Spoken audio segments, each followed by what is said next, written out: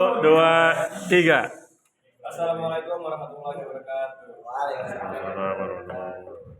Pagi hari ini di podcast sains kita akan membahas tentang orientasi tentang bioteknologi di peternakan.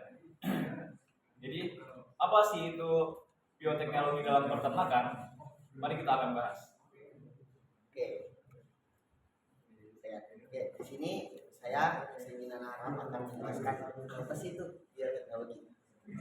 Bioteknologi itu adalah memanfaatkan teknologi biologi untuk meningkatkan kualitas dan produktivitas ternak.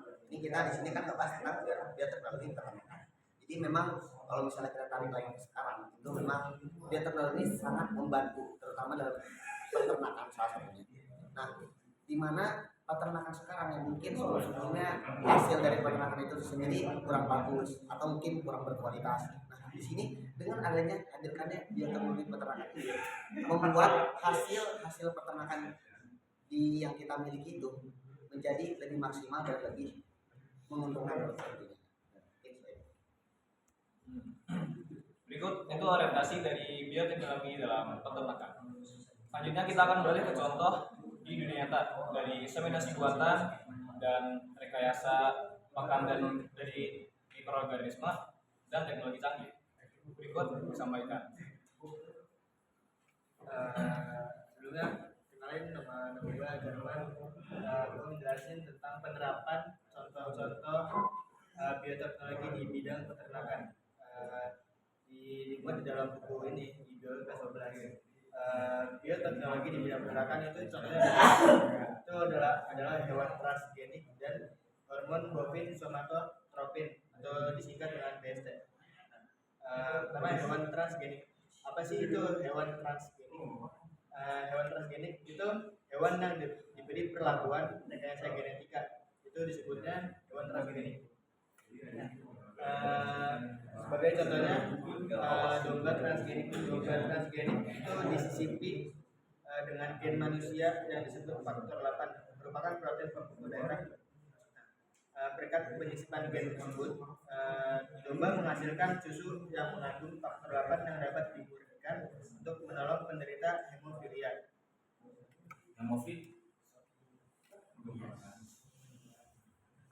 Lanjut, di rekayasa genetika juga dapat membantu melestarikan spesies langka. Sebagai contoh, sel telur zebra yang sudah dibuahi lalu ditanam dalam rahim kuda.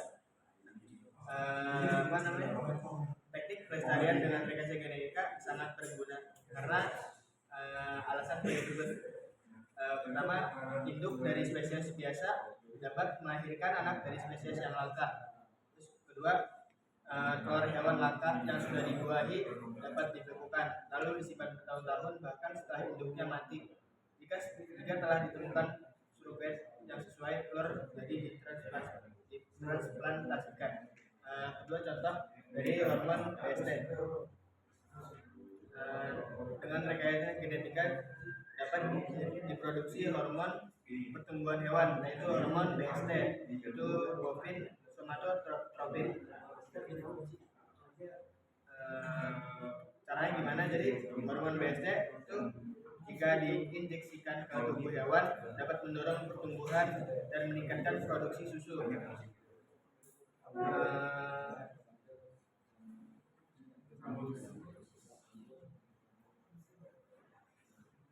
BST juga dapat mengontrol laktasi, yaitu pengeluaran susu pada sapi dan meningkatkan jumlah sel pada kelenjar susu. Jika hormon yang dibuat dengan rekayasa genetika ini disuntikkan pada hewan, produksi susu akan meningkat sampai 20%. Cukup sekian dari tentang contoh-contoh dan penerapan di bioteknologi di bidang peternakan.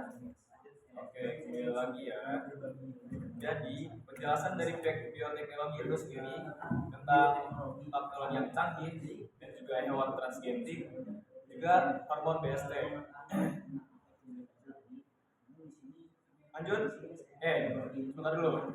Jadi bioteknologi itu bukan tentang teknologi canggih, tapi tentang bagaimana mikroorganisme itu bekerja sebagai sistem yang dibutuhkan oleh peternak.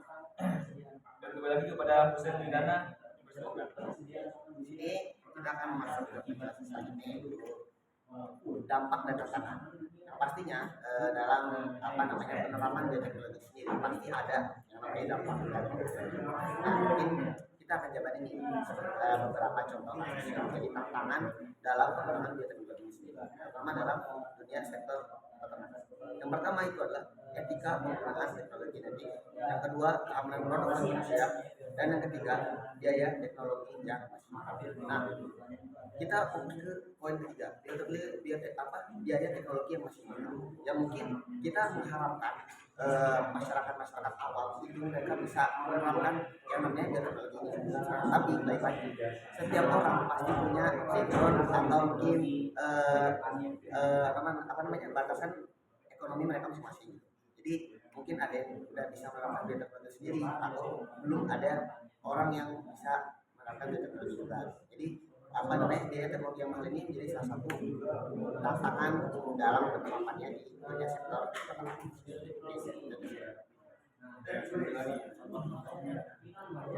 Selanjutnya nih, beberapa hewan diberikan hormon BST, tetapi jika hewan diberikan hormon BST lebih dari 70%, kemungkinan hewan ini jika hewan ternak yang akan dikonsumsi oleh manusia akan menyebabkan penyakit oleh manusia sendiri.